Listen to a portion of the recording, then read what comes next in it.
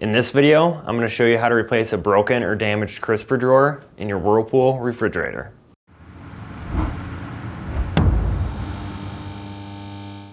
When replacing the crisper drawer, you will need to transfer the roller wheels, roller axle, and front panel from the original part to the new one. If you need to buy a new crisper drawer, check out our website, partsdoctor.com, where we sell parts for all major appliance brands.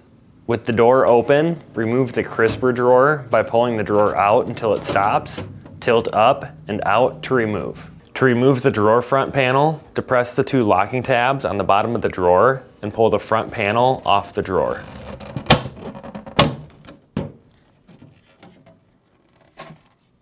To remove the roller axle and wheel, use a needle nose pliers to pinch the two retaining tabs on the axle while pushing the axle out.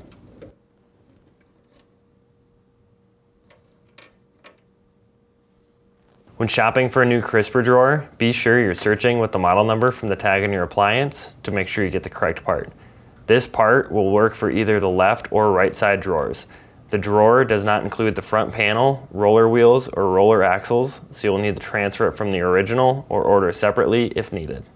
To install the front panel, first insert the tabs on the drawer to the notches on the front panel. Then push until the panel snaps into place. To install the roller wheel, align it in the retaining slot. To install the roller axle, align and push it in the hole until the retaining tabs snap into place.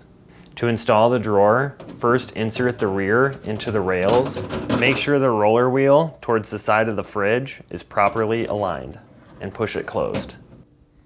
And that's it for this video. If you learned something new, hit that like button. And if you enjoy fixing things and want to see more videos like this and these, please consider subscribing.